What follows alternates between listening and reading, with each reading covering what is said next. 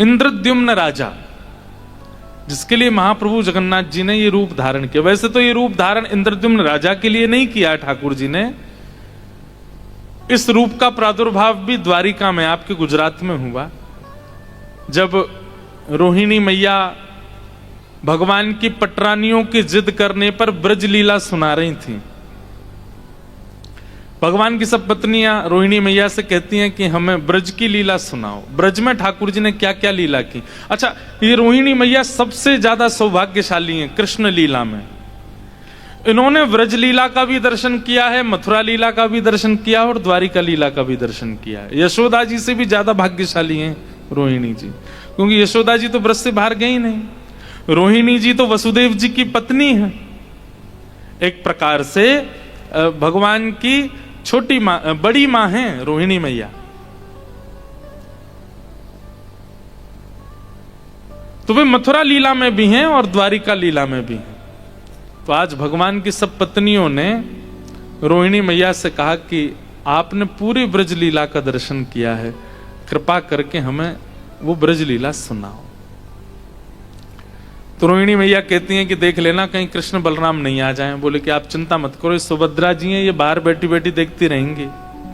सुभद्रा जी को बाहर बैठा दिया और यहां ब्रज लीला हुई प्रारंभ।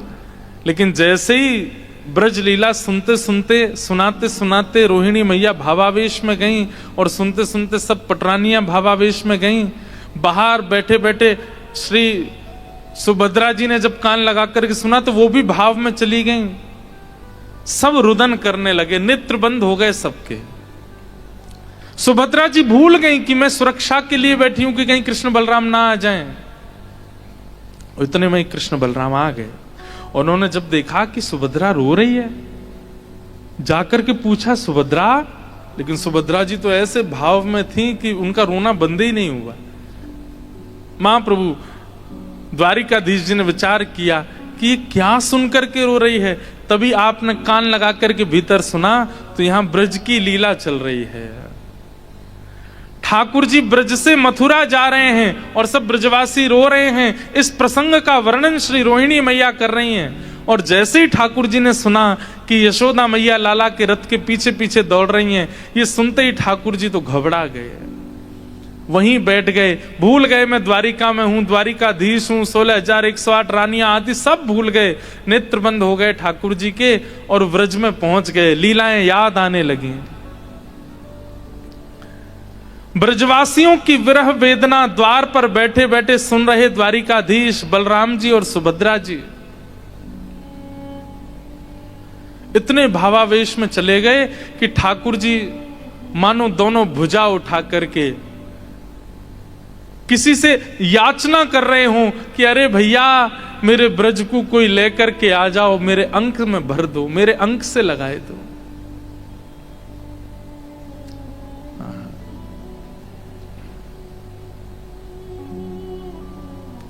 मेरो ब्रज रह गयो है कहीं दूर, मेरी यशोदा मैया रह गई है कहीं दूर। ये ब्रजवासी सब मुझसे दूर रह गए हैं, इन सबन को लाकर के मेरे अंक से भर दो, मेरे अंक से लिपटाए दो। दोनों भुजा उठा करके ठाकुर जी जब रुदन करने लगे तो प्रेम की 10 सीढ़ियां पार कर गए, प्रेम की 10वीं अवस्था पार कर गए। बंधुओं, हम आप सब लोग 1-2 स्थिति ही पार कर पाते हैं। प्रेम का स्वभाव है कि वो विगलित होता है। विगलित मतलब पिघलता है।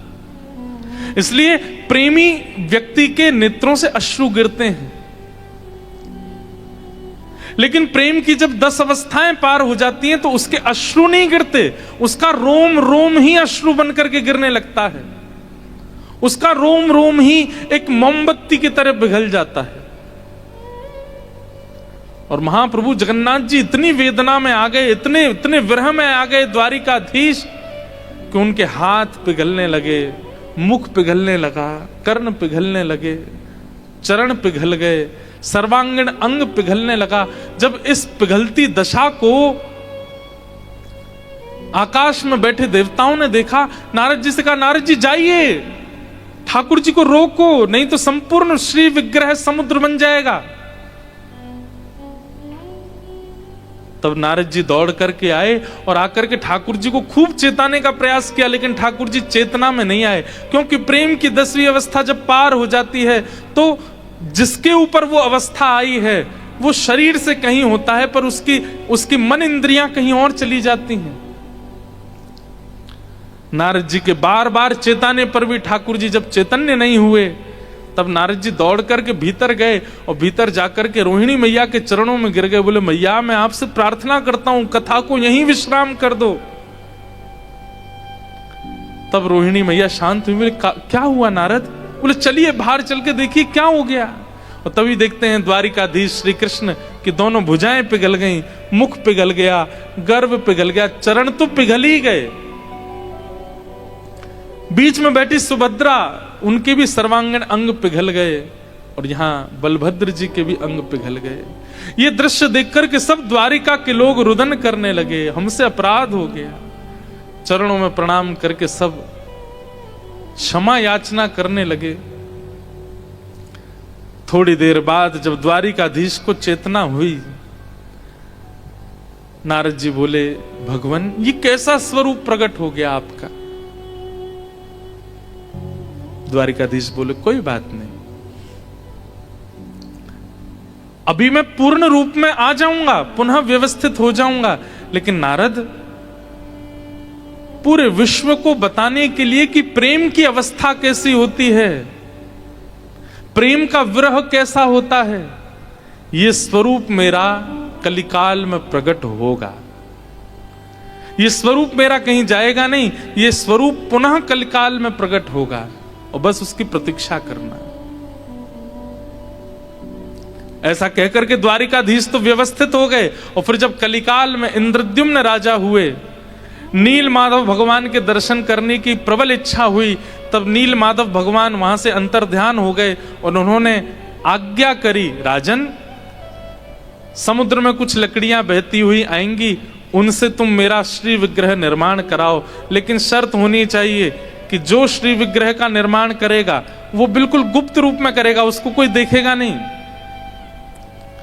हमें कैसे पता चलेगा कि आपका स्वरूप बन गया? बोले, भीतर से हथौड़ी की छेनी की आवाज आती रहेगी, इसलिए भीतर कमरे में झांक करके मत देखना, बना देना। एक विशिष्ट व्यक्ति को चुना गया जिनका परिकर आज तक महाप्रभु जगन्नाथ जी का स्वरूप निर्माण करता है, और उनको कहा गया आप महाप्रभु जी का रूप बनाओ। उनके चित्त में ठाकुर जी ने द्वारिका में प्रकट हुआ व्रज विरह का स्वरूप प्रकट कर दिया, ऐसा स्वरूप बनना है।